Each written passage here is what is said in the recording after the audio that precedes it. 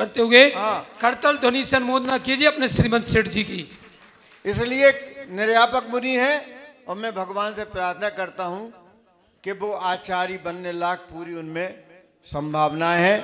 और मैं महाराज से निवेदन कर चुका हूं 2-3 बार, और नहीं बनाना भी चाहिए जिससे कि वो गणाचार्य हो जाए। उनमें गणाचार्य की शक्ति है, विनम्र सागर में इनमें आचार्य की है। ऐसे ही आगे बढ़ते हैं। और वास्तव में हमारे महाराज बड़े सीधे हैं, विनम्र सागर जी और विज्ञ साहब, पूरा संघ अच्छा है, माता जी हो चाहे महाराज हो। तो मैं उनके चरणों में नमस्ते करता हूं। और पूज्य आचार्य श्री विनम्र सागर जी महाराज के प्रथम आज्ञानुवर्ती शिष्य, प्रथम तो है विज्ञ सागर जी महाराज के चरणों में नमस्ते करते हैं, प्रार्थना करते हैं। आज गुरु की उपस्थिति की अनुपस्थिति में अपने ज्ञान के क्षयोपशम से हम सबको अमृत ज्ञान का रस पिलाने की कृपा करें।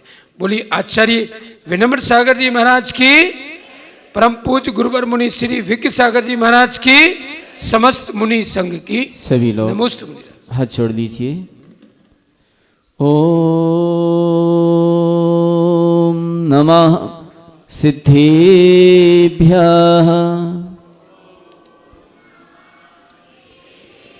ओम नमः सिद्धेभ्यः।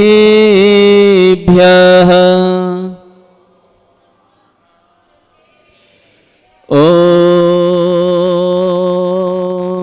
नमः सिद्धेभ्यः।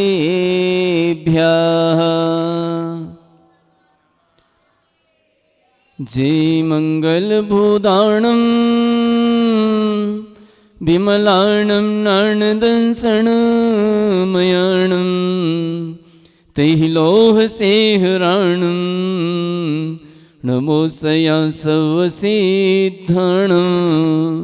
गुरवः पान्तु नो नित्यं ज्ञानदर्शननायकाः चारित्रार्णवगम्भीरा मोक्षमार्गोपदेशकाः। सरस्वती नमस्तुभ्यं वरदे कामरूपिणि। प्रवचनारम्भं करिष्यामि सिद्धिर्भवतु मे सदा, सिद्धिर्भवतु मे सदा, सिद्धिर्भवतु मे सदा।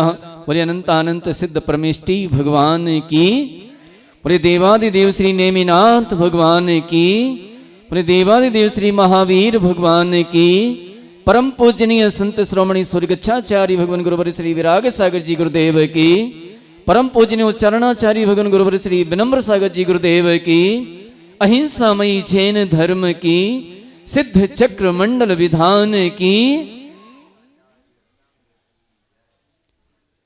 बोलिए परम पूज्य गुरुवर मुनि श्री विज्ञ सागर जी महाराज की।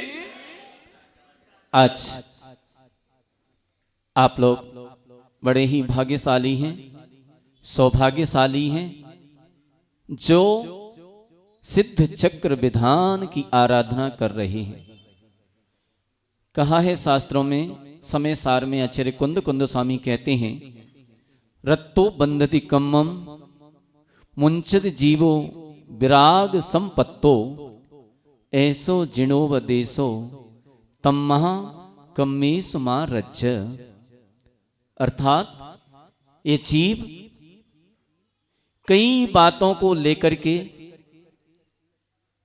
राग द्वेष करता है, और राग द्वेष करने के कारण कर्म का बंध होता है।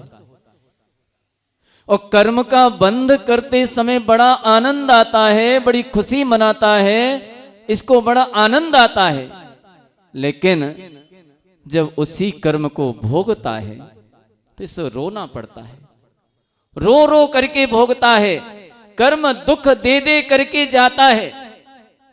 इसलिए आचार्य कुंद कुंद भगवान कहते हैं कि राग करने से, द्वेष करने से कर्म का बंध होता है, और राग और द्वेष न करने से कर्म का बंध नहीं होता है। इसलिए राग द्वेष नहीं करना चाहिए, ऐसा ही जिनेंद्र देव का उपदेश है।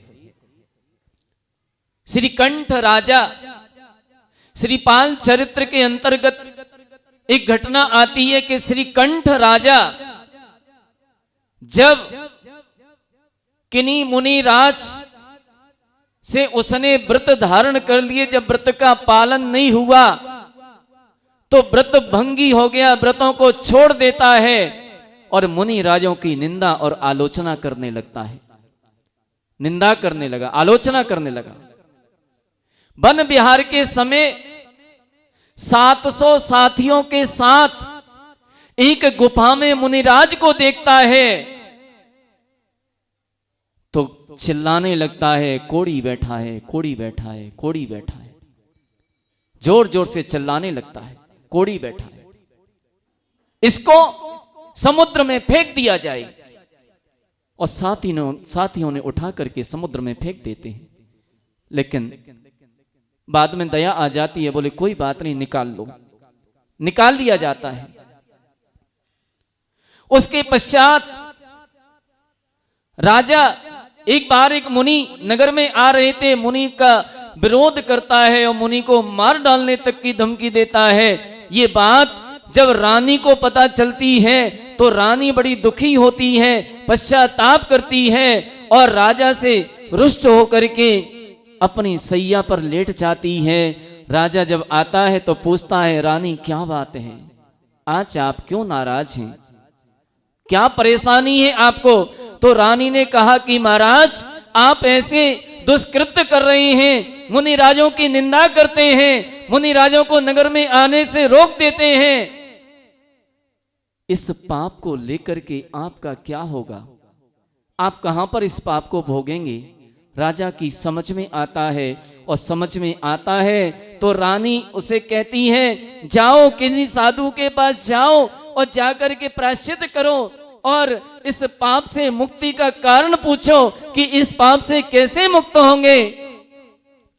तो राजा साधु के पास जाता है और साधु के पास जाकर के पश्चाताप करता है, रोता है और पश्चाताप करता है, प्रायश्चित करता है, कहता है भगवान इस पाप से मुक्ति का क्या कारण है, मैं कैसे इस पाप से मुक्त हो पाऊंगा? तो मुनिराज उससे एक व्रत देते हैं और वह व्रत है सिद्ध चक्र। सिद्ध चक्र व्रत जो 8 वर्ष में पूर्ण होता है। 8 वर्ष में पूर्ण होता है, माने तीनों अष्टांगिकाओं में उपवास करो और साथ में सिद्ध चक्र विधान करो। और उस विधान के फल से, वह विधान करने से 8 वर्ष तक राजा ने विधान किया और 8 वर्ष विधान करने के फल में वह राजा स्वर्ग में जाकर के देव होता है और अगली पर्याय में आकर के श्रीपाल नाम का राजा होता है। और उस विधान के फल में वह श्रीपाल तद्भव मोक्षगामी होता है। कहां कितना पापी, कहां कितना उसने पाप किया, मुनि की निंदा की, मुनि को समुद्र में फेंक दिया और प्रायश्चित करके जब उसने सिद्ध चक्र व्रत किया, सिद्ध चक्र विधान किया, उस सिद्ध चक्र विधान के फल में चरम शरीरी हुआ, कामदेव हुआ, तद्भव मोक्षगामी हुआ, राजा हुआ। लेकिन कर्म ने नहीं छोड़ा, कर्म नहीं छोड़ता है। कर्म तो बांध लिया तो वो फल देकर के रहेगा। उसने क्या किया था? मुनिराज से क्या कहा था? कोड़ी कहा था, कोड़ी कहा था। प्रकृति की ऐसी ही व्यवस्था है, तुम जैसा करोगे, जैसा किसी से कहोगे, वैसा ही तुम्हें फल उसका मिलेगा। तुम किसी से गालियां दो तो तुम्हें तालियां नहीं मिलेंगी, ध्यान रखना। तुम किसी से गालियां दोगे तुम्हें क्या मिलेगा? गालियां मिलेंगी। हो सकता है एक गाली दोगे तुम्हें 4 मिल जाएंगी, 2 दोगे तुम्हें 8-10 मिल जाएंगी। और अगर तुम किसी की प्रशंसा करते हो, अगर तुम किसी के लिए अच्छे वचन बोलते हो, तो ध्यान रखना, इस भव में नहीं तो पर भव में सही लेकिन तुम्हें अच्छे वचन जरूर सुनने को मिलेंगे, तुम्हारी प्रशंसा जरूर होगी, तुम्हारी प्रशंसा जरूर कोई करेगा। और किसी की आलोचना करोगे, निंदा करोगे तो नियम से तुम्हारी निंदा आलोचना भी होगी। प्रकृति की ऐसी ही व्यवस्था है, ये कर्म की ऐसी ही व्यवस्था है। चौधरी जी, आप कोर्ट में जाओगे और कोर्ट में जाओगे तो हर फैसले को बदलवा सकते हो, हर फैसला बदला जा सकता है, हर फैसले में छूट मिल सकती है, हर न्याय में छूट मिल सकती है। यहाँ के कोर्ट में तो छूट मिल सकती है, लेकिन कर्म का ऐसा कोर्ट है, कर्म की ऐसी अदालत है, चाहे गरीब हो, चाहे अमीर हो, चाहे पैसे वाला हो, चाहे कमजोर हो, चाहे सबल हो, वहां किसी के लिए छूट नहीं है। तीर्थंकर जैसे महापुरुष, पारसनाथ भगवान, जिनके लिए देव लोग व्यवस्था करते हैं, भूख लगती है देव भोजन लेकर के आते हैं, कपड़ों की आवश्यकता होती है देव कपड़े लेकर के आते हैं। लेकिन उस समय कहां गए थे सारे देवी देवता, कहां गए थे सौधर्म इंद्र, जब 7 दिन तक उनके ऊपर उपसर्ग होता रहा, पानी बरसता रहा, बिजली गिरती रही, ओले सोले सब कुछ होता रहा, उस समय कहां गए थे सारे देवी देवता? सारे देवी देवताओं ने हार मान ली, बोले भगवान अब इसमें हम कुछ नहीं कर सकते, ये आपका कर्म है, आपका कर्म उदय में आया है, इसमें हम कुछ नहीं कर सकते, अब तो ये आपको ही भोगना पड़ेगा। सबने अकेला छोड़ दिया भगवान को, कोई नहीं आया। तब 7 दिन के बाद जब कर्म का उदय ढीला पड़ा, मंद पड़ा, तब कहीं धर्मेंद्र पद्मावती को ख्याल आया। उससे पहले कहां गए थे सारे देवी देवता? किसी को ख्याल नहीं आया। इसलिए कर्म की अदालत में किसी की नहीं चलती, कर्म का फैसला कोई बदल नहीं सकता, मात्र बदला जा सकता है तो वह जिनेंद्र प्रभु की भक्ति से ही बदला जा सकता है, कम किया जा सकता है। सजा कम हो सकती है लेकिन टल नहीं सकती, सजा तो मिलेगी, कम हो सकती है। जैसे कि राजा श्रेणी को कहां 7वां नरक और कहां पहला नरक, कम हो गई लेकिन टल नहीं सकी।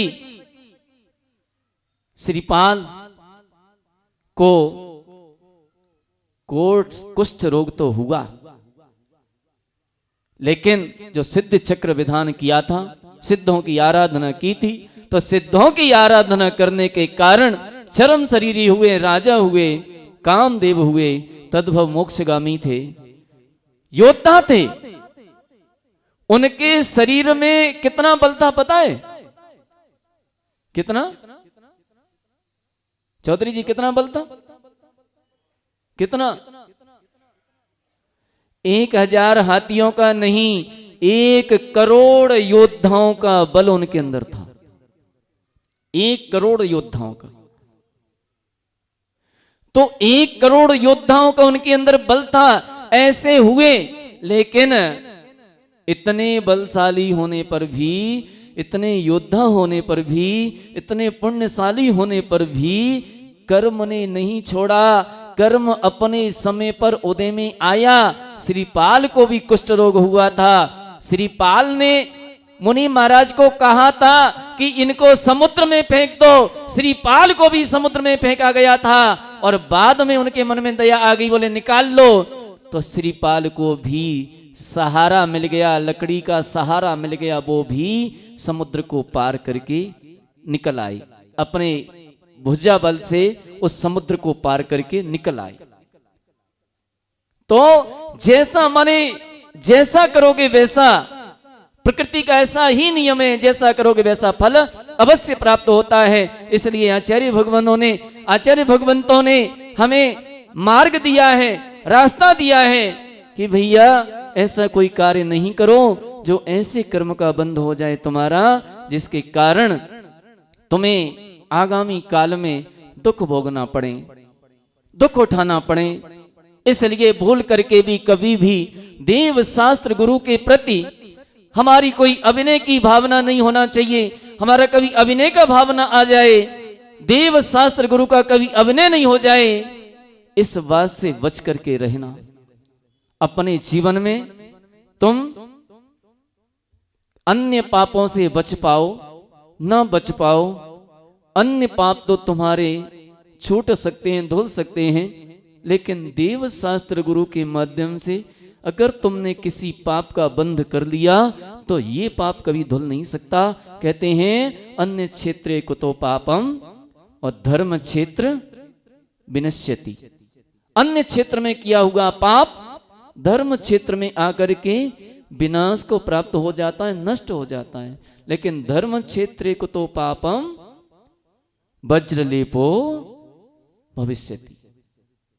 धर्म क्षेत्र में किया गया पाप, मंदिर में आकर के किया गया पाप, ये पाप एक ऐसा पाप है जो भविष्य में वज्र लेप के समान हो जाता है। ये पाप धोना बड़ा कठिन होता है, ये पाप छूटना बड़ा मुश्किल होता है। इसलिए चाहे तुम किसी को भी गाली दे देना, लेकिन कभी मुनि महाराज को भूल करके भी अपशब्द मत बोल देना, भूल करके भी। इस पाप से नहीं बच सकते। बाहर गाली दोगे, कोई दो चार चांटे मार देगा और ज्यादा थोड़ा बहुत पिटाई विटाई कर देगा, निपट जाओगे। लेकिन ये तुम्हारी पिटाई नहीं करेंगे। इनसे बोल दोगे ना तो ये पिटाई नहीं करेंगे, इनके बदले में कर्म तुम्हारी पिटाई करेगा और बुरी तरह से करेगा। इसलिए कभी मन में इनके प्रति दुर्भावना मत लाना। और आचार्य भगवान तो कहते हैं कि भैया तुम काहे को राग द्वेष करते हो, राग द्वेष करो ही मत, तो तुम्हारे कर्म का बंध ही नहीं होगा, तुम कर्म के बंध से बच जाओगे। इसलिए हमें अपने जीवन में कभी राग द्वेष नहीं करना। कदाचित संसारी प्राणियों से राग द्वेष हो जाए, हम तो ये कहते हैं करो ही मत, हो जाए तो क्षमा याचना कर लो, उसको नष्ट कर दो, यहीं के यहीं नष्ट कर दो, फायदे में रहोगे। और यदि अन्य प्राणियों से हो भी जाए, संसार के प्राणियों से हो भी जाए, लेकिन कभी भी मुनि राजाओं से, देव शास्त्र गुरु से कभी द्वेष भावना मत लाना अपने मन में। राग भावना तो होती है, राग की हम मना नहीं कर रहे हैं, राग भावना तो होती है।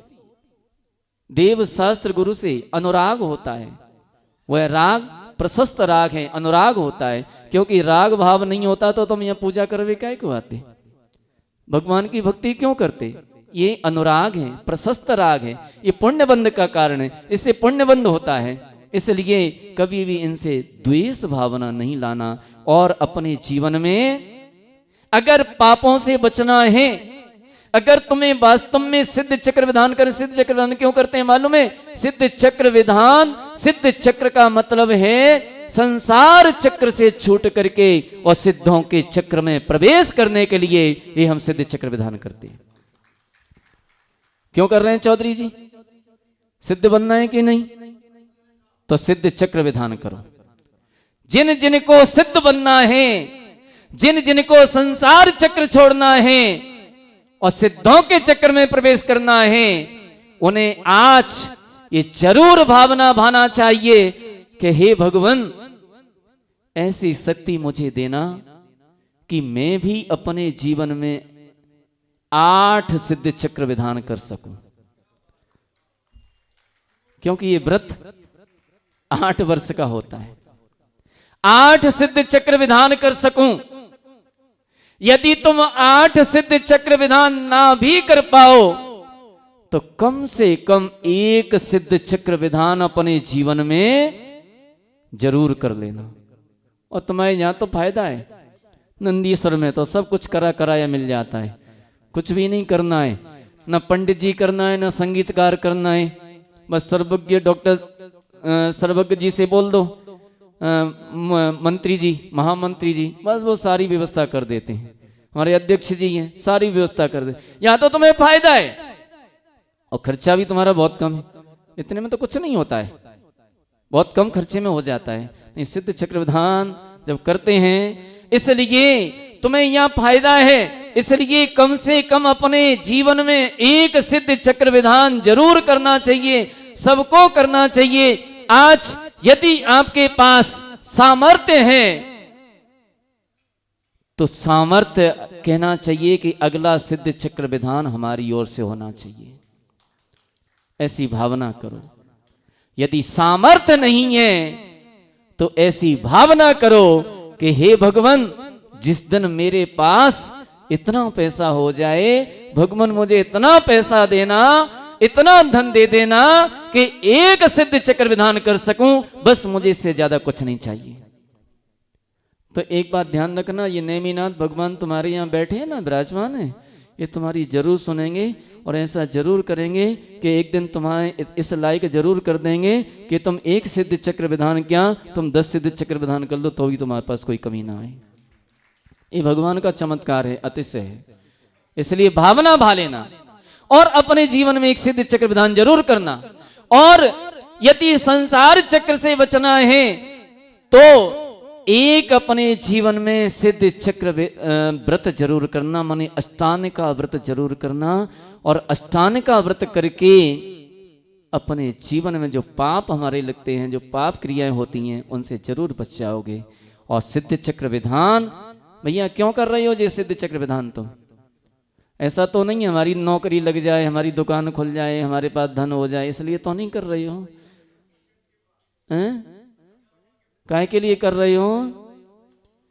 इसलिए कर रहे हैं कि हे भगवान, सिद्ध चक्र विधान करने के फल में हमें रत्नत्रय की प्राप्ति हो। रत्नत्रय की भावना को लेकर के सिद्ध चक्र विधान करना, संसार चक्र से छूट करके सिद्धों के चक्र में प्रवेश करने की भावना हो, तो ये सिद्ध चक्र विधान करना तुम्हारा सार्थक हो जाएगा, तुम्हारा सफल हो जाएगा। और यदि किसी सांसारिक वांछा को लेकर के सिद्ध चक्र विधान किया है, सांसारिक इच्छा को लेकर के विधान किया है, तो ध्यान रखना ये सिद्ध चक्र विधान स्वर्ग तक तो ले जा सकता है, लेकिन स्वर्ग से ला करके भी कहते हैं ना कि जो विमान वासी हूं थाय और सम्यक दर्शन बिन दुख पाए, तहते चय। और चौधरी जी ताते चय, बोले आगे हमने पढ़ाई नहीं है। था वर्तन धरे त्यों परिवर्तन पूरे करे। अरे विमानवासी देव भी हो गया, तुम देव भी बन गए तो क्या फर्क पड़ता है? अगर तुम्हारे मन में आकांक्षा है, अगर तुम्हारे मन में सांसारिक इच्छा है, भोगों की वांछा है, भगवान की आराधना के बदले में भोग चाहते हो, तो फिर स्वर्ग चले जाओगे, भोग मिल जाएंगे। और भोग मिलने के बाद वहां से जब वापस आओगे तो एक इंद्रियों में जाकर के पैदा हो जाओगे। इसलिए सम्यक्त के साथ, सम्यक्त भावना के साथ, रत्नत्रय की भावना के साथ सिद्ध चक्र विधान करो। एक बार एक अम्मा जी थी, अम्मा जी, उनने 8 वर्ष तक अष्टांग का, तीनों अष्टांग का करी, तीनों। 3 अष्टांग का मालूम कब कब आती हैं? कार्तिक फागुन साढ़ के अंत 8 दिन माए, तीनों अष्टांग का। और तीनों अष्टानिका में व्रत करती थी। लास्ट में उन्होंने सिद्ध चक्र विधान करवाया और हमें करवाने के लिए बुलाया। हम उस समय विधानाचार्य थे, प्रतिष्ठाचार्य थे, ब्रह्मचारी थे। विधान करने के लिए बुलाया, हमने विधान करवाया। उनका 8 दिन खूब अच्छा विधान हुआ, उनका खूब बढ़िया संगीतकार और बढ़िया अच्छी तरह से। एक दिन हमने प्रवचन में कह दिया कि भगवान के चरणों में जो मांगो वो मिल जाएगा। अम्मा जी बोली मिल जाएगा, हमने मिल जाएगा। बोले पक्का? हमने बिल्कुल पक्का। तो मैंने कही अब विधान खत्म हो गया, हवन हो गया। हमने अम्मा जी जो बताओ तुमने क्या मांगा? बोले बस हमने मांग लिया। तो बता तो दो क्या मांगा तुमने? हमने सोचा तुमने अच्छी चीज मांगी होगी, हमारी समाधि से मरण हो, सदगति की प्राप्ति हो, हमने ऐसा मांगा होगा तुमने। अम्मा जी बोली बस मांग लिया, मत पूछो। मैंने बता तो दो क्या मांगा तुमने? बोले हमारा जो छोटा लड़का है ना, छोटा, उसके बहू की गोद खाली है अभी। हमने तो यही मांगो कि बाकी गोद भर जाए बस, और कुछ नहीं चाहिए सिद्ध चक्र विधान के बदले में। नहीं, धिक्कार है तुम्हारे जीवन को। जो तुम्हें 1 गिलास पानी भी नहीं पिलाएगा बड़ा हो करके, उसको तुमने मांगा है। जो बात आएगी तो धक्का लगाएगा और जाकर के वृद्धाश्रम में भर्ती कराएगा, वो तुमने मांगा है। अरे सिद्ध चक्र विधान के बदले में तो तुम्हें न जाने क्या मिल सकता था। सिद्ध चक्र विधान करने के बदले में तुम्हें संसार से छुटकारा मिल सकता था, तुम्हें सिद्धत्व की प्राप्ति हो सकती थी, तुम्हें निर्वाण भी मिल सकता था। और उस विधान के बदले में तुमने क्या मांग लिया है, यानी चंदन को जला करके और बर्तन मांजने के लिए राख को प्राप्त करने की भावना भाई है। क्या जला दिया हमने? चंदन को जला दिया। काय के लिए? क्या चाहिए? बोले बर्तन मांजना है, बर्तन मांजने के लिए राख चाहिए। तो क्या जला दिया है? चंदन को जला दिया है। माने इस मनुष्य पर्याय को प्राप्त करके और भोगों के लिए तुमने भगवान की आराधना की है। क्या मांग बैठे? इसलिए भैया जितेंद्र जी और कौन है, धर्मेंद्र जी, आपके नाम बहुत अच्छे हैं, एक्टरों के नाम हैं? एक्टरों के नहीं है, जितेंद्र। जितेंद्र का मतलब क्या होता है? अब जो व्यक्ति जिसमें ज्यादा रहता है वह वही तो जानता है। हमारी चौधरी जी पिक्चर ज्यादा देखते हैं, धर्मेंद्र की और जितेंद्र की पिक्चर ज्यादा देखी है तो उन्हें क्या याद रहेगा? बोले पिक्चर वाले। जितेंद्र का मतलब होता है जो इंद्रियों को जीतता है, वो है जितेंद्र होता है। और धर्मेंद्र, धर्मेंद्र जो धर्म का इंद्र होता है वह धर्मेंद्र होता है। धर्म धन इंद्र, धर्मेंद्र। जो धर्म में इंद्र माने सर्वोत्कृष्ट धर्म करता है, जो सर्वोत्कृष्ट भक्ति करता है, भगवान की भक्ति करता है, वो धर्मेंद्र होता है। इसलिए आप लोगों ने ये विधान किया है, निश्चित रूप से आप लोग प्रशंसा के पात्र हैं। आप सौभाग्यशाली हैं। सौभाग्यशाली ही नहीं, महाभाग्यशाली हैं, पुण्यशाली हैं, जो सिद्ध चक्र विधान जैसी आराधना आप अपने जीवन में कर रहे हैं। और इस आराधना को अपने नाम को सार्थक करते हुए, माने जितेंद्र अपनी इंद्रियों को जीतने के लिए भावना भाते हुए कि हे भगवान, एक दिन ऐसा आए कि हम अपने नाम को सार्थक करके अपनी इंद्रियों को जीत सकें और वास्तव में हम जितेंद्रिय बन जाएं, जितेंद्रिय बन करके हम जिनेंद्र बन जाएं, अरिहंत बन जाएं। ऐसी भावना को भा करके ये सिद्ध चक्र विधान की आराधना करेंगे। आज आपने तीसरी पूजा चल रही है, अभी तीसरी है ना? तीसरी पूजा, पहली पूजा में सिद्धों के 8 गुणों की आराधना की थी, दूसरी पूजा में 16 गुणों की आराधना की थी। अभी हम रिद्धिधारी मुनिराजों की आराधना कर रहे हैं। किसकी आराधना कर रहे हैं? रिद्धिधारी मुनिराजों की आराधना कर रहे हैं और उनके चरणों में अर्घ अर्पण कर रहे हैं। प्रत्येक अर्घ में, प्रत्येक अर्घ के साथ, प्रत्येक मंत्र के साथ ऐसी ही भावना होना चाहिए कि हे भगवान, जिस प्रकार से आपको ये शक्तियां प्राप्त हुई हैं उपवास करने की, कितने कितने उपवास कर लेते हैं मुनिराज, फिर भी उनके चेहरे पर मिला जरा सा भी सिकन नहीं होती। चौधरी जी, आप एक उपवास करोगे तो क्या होगा? हम करते नहीं उपवास में उपवास। आप करते नहीं हो। हाँ। आप लोग एक उपवास करेंगे ना और दूसरे दिन मंदिर आएंगे तो एक व्यक्ति साथ में पकड़ करके लाएगा, और 2 हो गए तो, और 3 हो गए तो खेल खत्म हो जाएगा, और 3 हो गए तो पहले दिन होगी यह विद ठाड़ो होई के, और दूसरे दिन होगी यह विद बैठो होई के, और तीसरे दिन होगी यह विद आड़ो होई के। अजय हालत है अपनी। शरीर है, अन्न का कीड़ा है, अन्न नहीं मिले तो देखो क्या होता है। लेकिन वे मुनिराज 6 महीने उपवास कर लेते हैं। ये रिद्धियां हैं, भाई पढ़ा होगा आपने, ये आगे पढ़ेंगे। 6 महीने सिंह निष्कीर्णन व्रत, अंतराय होते जाते हैं, फिर उनके शरीर में कांति उत्पन्न होती जाती है। तो ऐसे ऐसे मुनिराजों की यहाँ पर आराधना कर रहे हैं, पूजा कर रहे हैं। प्रत्येक अर्घ में ऐसी भावना जरूर भाना, हे भगवान मुझे भी ऐसी शक्ति देना, ये उपवास करने की मुझे भी शक्ति देना, ये ज्ञान की ऐसे 14 पूर्व का ज्ञान, 10 पूर्व का ज्ञान मुझे भी ऐसी शक्ति देना। तो ऐसी भावना करते हुए भगवान के चरणों में अर्पण करना, प्रत्येक अर्घ में यही भावना भाना, हे भगवान जिस तरह से आपने सिद्धत्व को प्राप्त कर लिया है, निर्वाण को प्राप्त कर लिया है, मैं भी एक दिन आपके ही समान ऐसे सिद्धत्व के, ऐसे अजर अमर अविनाशी सुख को प्राप्त कर सकूं, अनंत सुख आदि को प्राप्त कर सकूं, ऐसी भावना प्रत्येक अर्घ में चढ़ाना, तो ये सिद्ध चक्र विधान आपका बहुत ही सार्थक होगा, पुण्य बंद कराने वाला होगा, और अगली पर्याय में ये निर्वाण को भी प्रदान करने वाला होगा। आप लोगों का ये सिद्ध चक्र विधान आप लोगों को सार्थक बने, आपके जीवन में एक नई खुशहाली लाए, आपके जीवन में एक मंगल उत्पन्न करे, सुख उत्पन्न करे। इन्हीं पवित्र भावनाओं के साथ बोले महावीर भगवान की।